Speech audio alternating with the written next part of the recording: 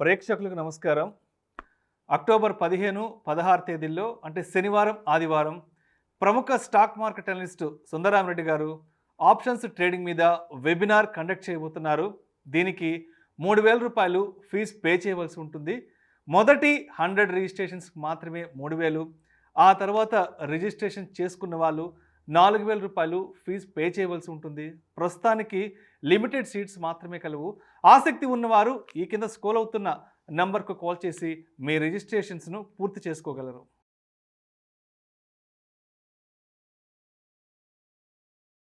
Sir, ఎల్ఐసికి Adani group of companies మీద ఎందుకంత మోజంటారు? టోటల్ డిఐఎస్లో స్టేక్ పరంగా చూస్తే 70% దీన్నే కొనుగోలు చేశారు. ఏంటి దీని వెనక ఏదన్నా ప్రభుత్వ పెద్దల ప్రోత్సాహం ఏదన్నా ఉందంటారా? బేసికల్గా ఎల్ఐసి అంటే టోటల్ స్టాక్ మార్కెట్లో ఆ కంపెనీ యొక్క టోటల్ ఇన్వెస్ట్మెంట్స్ రఫ్గా 10 lakh crore ఉంటుందండి. 10 లక్షల 10 లక్షల కోట్ల మనీని అది ఓవరాల్గా స్టాక్ మార్కెట్లో ఇన్వెస్ట్ చేసింది ఎల్ఐసి వాళ్ళు.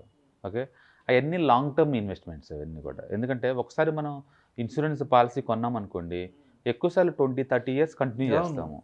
ఆ మనీ వెంటనే విత్డ్రాల్ చేసే పని ఉండదు. అందుకని ఎల్ఐసి వాళ్ళకి మనీ పబ్లిక్ దగ్గర నుంచి గ్యాదర్ చేసి మొత్తం ఇన్వెస్ట్ చేసుకుంటూ పోతూనే ఉంటుంది.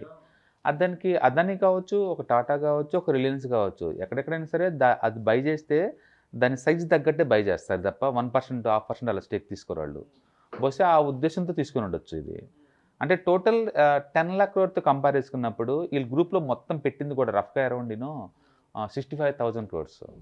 65,000 crores అనేది చాలా తక్కువ అమౌంట్ టోటల్ సైజుతో పోల్చుకుంటే. అందుకని దానికి పొలిటికల్ లీడర్స్ యొక్క ఇన్ఫ్లుయెన్స్ అనే అంత పెద్ద అమౌంట్ అయితే కాదు నేను అనుకోవటం. ఎందుకంటే ఈ ఎల్ఐసి వాళ్ళకి ఈవెన్ టీసీఎస్లో కూడా 5% స్టేక్ ఉంది. అండ్ ఐటీసీలో అయితే ఏకంగా మోర్ దెన్ 15% ఉంది ఐటీసీలో. ఇప్పుడు ఐటీసీ గవర్నమెంట్ కంపెనీ కాబట్టి ఎల్ఐసి వాళ్ళకి ఏదైనా ఇంట్రెస్ట్ ఉందని అనడానికి ఏం లేదు. సో బేసికల్గా ఎల్ఐసి వాళ్ళు డైరెక్ట్గా control by the government of India, అందులో డౌట్ లేదు. ఓకే, అలాగని చెప్పేసి పర్టికులర్ కంపెనీలో మీరు బై చేయండి అని ఎప్పుడు ఇన్స్ట్రక్షన్స్ వస్తాయని అనుకోవట్లేదు. ఓకే, బేసికల్గా అదానీ గురించి ఏది మాట్లాడినా అది కాంట్రవర్సీ, అందరి ఫోకస్ గవర్నమెంట్ మీద ఉంటుంది. అదానీ బిలాంగ్స్ టు గుజరాత్ కాబట్టి, గుజరాత్లో బీజేపీ గవర్నమెంట్ ఉంది కాబట్టి బేసికల్గా అక్కడ బీజేపీ వాళ్ళు లాస్ట్ 15 years నుంచి కంటిన్యూస్గా వాళ్ళే ఉన్నారు కాబట్టి ఏ పొలిటికల్ లీడర్ అయినా బిజినెస్ డెవలప్ అవ్వాలి అంటే పర్మిషన్ కోసం గవర్నమెంట్ ర్యాపిడ్ మెయింటైన్ చేస్తారు కాబట్టి అట్లా రూమర్స్ వస్తున్నాయి. కానీ గుజరాత్లోని ఏ బిజినెస్ కైనా సరే ఆ రూమర్ ఉంది. అది అంబానీ కావచ్చు, వీళ్ళు కావచ్చు, ఎవరైనా కావచ్చు, గుజరాత్ నుంచి ఆ రూమర్ ఎప్పుడూ ఉంటుంది. ఓకే, నిజమా కాదనేది మనం దాన్ని ఈజీగా చెప్పలేము అంత ఈజీగా. బట్ దాని సైజుతో పోల్చుకుంటే 65,000 కూడా చిన్న అమౌంట్ అది దాని సైజుతో పోల్చుకుంటే. ఎందుకంటే ఒక్కోసారి గవర్నమెంట్ వాళ్ళు ఏదైనా కంపెనీని బెయిల్అవుట్ చేయాలంటే ఎల్ఐసి వాళ్ళ స్టేక్ని బై చేయమంటారు. రీసెంట్గా మీరు చూశారు ఐడిబిఐ బ్యాంక్ని వాళ్ళే ఇది చేశారు. ఏదైనా గవర్నమెంట్ ఐపీఎస్ వచ్చినప్పుడు కూడా అది ఫ్లాప్ అయ్యడానికి సిద్ధంగా ఉందనుకోండి, లాస్ట్ రోజులో ఎల్ఐసి వాళ్ళకి గవర్నమెంట్ దగ్గర నుంచి ఇన్స్ట్రక్షన్స్ వస్తాయి దాంట్లో ఖచ్చితంగా బై చేయమని. అట్లా వాళ్ళే తీసుకుంటూ ఉంటారు పెద్ద పెద్ద క్వాంటిటీ. అందుకని గవర్నమెంట్ మాట ఎల్ఐసి ఏంటిదంటే ఆయన అవును వింటుంది. దాని అర్థం వాళ్ళు ఏదో చెప్పిన కంపెనీలు అన్నీ ఇన్వెస్ట్ చేస్తానే కాదు.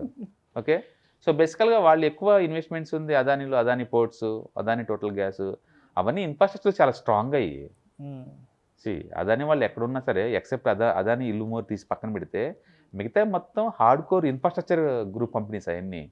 ఎల్ఐసి వాళ్ళ రెస్పాన్సిబిలిటీ అది ఇన్ఫ్రాస్ట్రక్చర్ని వాటిలో పార్టిసిపేట్ చేయడం అనేది ఒక రీజన్ కూడా అది. సో అది వాళ్ళకి రెగ్యులర్ పార్టిసిపేషన్ లాంటిదే. అది రెగ్యులర్ పార్టిసిపేషన్ ఆ యాంగిల్లో చూడాలి తప్ప ఒక డిఐకి ఇచ్చిన వాటిలో మొత్తం వీళ్ళు ఎలా పెట్టారని చెప్పకూడదు. ఎందుకంటే అది ఇన్సూరెన్స్ కంపెనీ బేసిక్గా లాంగ్ టర్మ్. మ్యూచువల్ ఫండ్స్కి కొన్ని నియమాలు ఉంటాయి. ఎందుకంటే వాళ్ళు దాన్ని ఏదైనా ఇన్వెస్ట్ చేశారనుకోండి, వాళ్ళ దానికి బోర్డుకి రెస్పాన్సిబుల్ వాళ్ళు ఎందుకు దాంట్లో ఇన్వెస్ట్ చేశారు అనడానికి. ఓకే, అది పబ్లిక్ మనీ కాబట్టి పబ్లిక్ రెస్పాన్సిబుల్, మీరు మా మనీ తీసుకెళ్ళి అక్కడ ఎందుకు ఇన్వెస్ట్ చేశారని.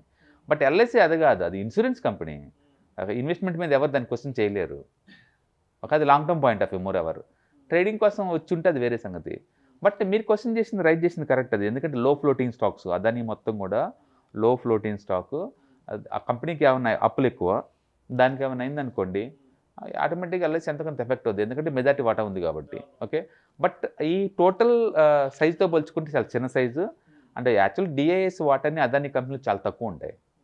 అదానీ ప్రతి కంపెనీలో కూడా వాళ్ళ వాటా అప్ టు 70 నుంచి 70% దాకా ఉంటుంది ఏది అదానీ వాళ్ళకి. ఇక డిఐ వాటా ఓన్లీ 5 to 10% కన్నా ఎక్కువ ఉండదు. అందుకని ఉన్నాళ్ళలో కొంచెం ఎల్ఐసి వాళ్ళు కాబట్టి ఇన్సూరెన్స్ కంపెనీ ఇది ఒకటే కాబట్టి ఇండియాలో లీడింగ్, వీళ్ళు మిగతా వాటిలన్నీ వాటా తీసుకుని ఉంటారు అంతే.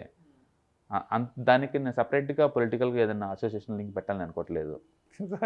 బట్ ఎస్, లో ఫ్లోటింగ్ స్టాక్ కాబట్టి కొంచెం రిస్కీ. అవును, రేపు అదన అదానికి ఏమైనా అయింది అనుకోండి, ఫస్ట్ డెఫినెట్గా పాయింట్అవుట్ చేసేది ఎల్ఐసి వాళ్ళే, మీరు అలాంటి అట్లా ఎందుకు పెట్టాలి అని.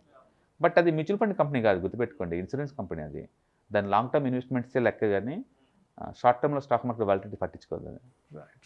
కాబట్టి ఓవరాల్గా డిఐఎస్తో కంపేర్ చేసినప్పుడు ఒక 70% వాటి ఇది ఒక్కటే కంట్రోల్ చేస్తున్న మాట నిజం, కానీ బట్ ఓవరాల్ సైజ్తో పోల్చుకున్నప్పుడు 10 lakh crore పోల్చుకుంటే ఈ 60,000 crores అనేది చాలా చిన్న అమౌంట్. అది కూడా ఇన్ఫ్రాస్ట్రక్చర్ కంపెనీలు అనేది మామూలుగా తీసుకుంటే అవి, ఎందుకంటే వాటి ప్రైమరీ ఆబ్జెక్టివ్ ఒకటి ఉంటుంది అనమాట, ఇండియాలో ఇన్ఫ్రాస్ట్రక్చర్ సపోర్ట్ చేయాలి కాబట్టి, అలా కూడా ఉండొచ్చు. రైట్. Thank you sir.